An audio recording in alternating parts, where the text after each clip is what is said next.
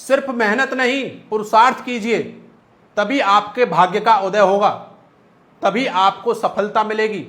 मेहनत और पुरुषार्थ दोनों अलग अलग हैं।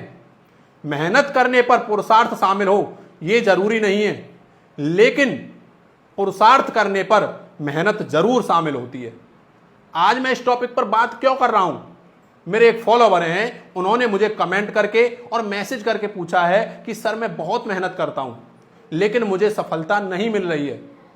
तो मैं उन भाई से कहना चाहता हूं, आप ही नहीं ऐसे करोड़ों लोग हैं जो दिन रात मेहनत करते हैं लेकिन फिर भी उन्हें सफलता नहीं मिल रही है। आप देखिए, मजदूर क्या कर रहा है? मेहनत कर रहा है। बेलदार क्या कर रहा है? मेहनत कर रहा है। किसान क्या कर रहा है? मेहनत कर रहा है। लेकिन मेहनत के हिसाब से वह लोग संतुष्ट नहीं है, यानी कि उन्हें सफलता नहीं मिल रही है। क्यों? क्योंकि बहुत से मनुष्य अपना इतना ही उद्देश्य समझ लेते हैं कि हमें मेहनत करनी है और खाना है, पीना है और अपनी क्रियाएं करके सो जाना है। तो आप जरा सोचिए, ये क्रियाएं, ये मेहनत और ये खाना पीना तो एक जानवर भी कर रहा है, तो फिर मनुष्य और जानवर में क्या अंतर है? यही सबसे बड़ा अंतर है, पुरुषार्थ। जब तक आप पुरुषार्थ नहीं करेंगे तब तक आपका भाग्य उदय नहीं होगा।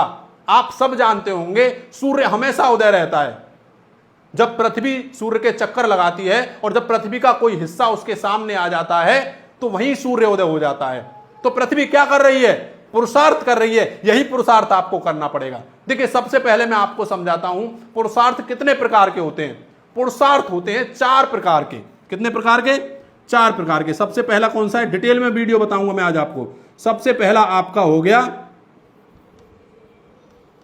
धर्म, दूसरा अर्थ, तीसरा काम और चौथा हो गया आपका मोक्ष। अब ये जो पहले के 3 हैं, धर्म, अर्थ, काम, ये मनुष्य के हाथ में है और जो चौथा है मोक्ष, वह भगवान के हाथ में है। देखिए, सबसे पहले आपको जानना होगा कि धर्म किसे कहते हैं। धर्म का मतलब है ड्यूटीज, नियम। अब ड्यूटीज कैसी होनी चाहिए? ड्यूटीज से मतलब है, यहां पर हमारे शास्त्र भी कहते हैं सेवा परमो धर्म। सेवा को सबसे बड़ा धर्म बताया गया है। सबसे पहले सेवा कीजिए अपने परिवार से। देखिए, हमारे शास्त्रों में 5 प्रकार के ऋण बताए गए हैं। कितने प्रकार के? 5। सबसे पहला कौन सा है? देव ऋण। दूसरा कौन सा है? मातृ ऋण। तीसरा कौन सा है? पितृ ऋण। चौथा कौन सा है? ऋषि ऋण, यानी कि गुरु ऋण। और 5वां कौन सा है? आपका मनुष्य ऋण। ये 5 प्रकार के ऋण हैं। जब तक आप इन 5 की सेवा नहीं करेंगे, सबसे पहले तो माता पिता की सेवा करिए। जब आप सेवा करेंगे, और धर्म का मतलब नियम भी होता है, नियमों का भी पालन करना होता है। सबसे पहला है सत्य बोलना। जब आप सत्य बोलेंगे और साथ साथ में आप अपने परिवार में अपने भाइयों की, अपनी बहनों की और इनकी सेवा करेंगे, तब आपको प्राप्त होगा अर्थ। क्योंकि वेद व्यास जी कहते हैं जो धर्म करता है उसे अर्थ की प्राप्ति होती है। अर्थ मतलब धन की प्राप्ति होती है।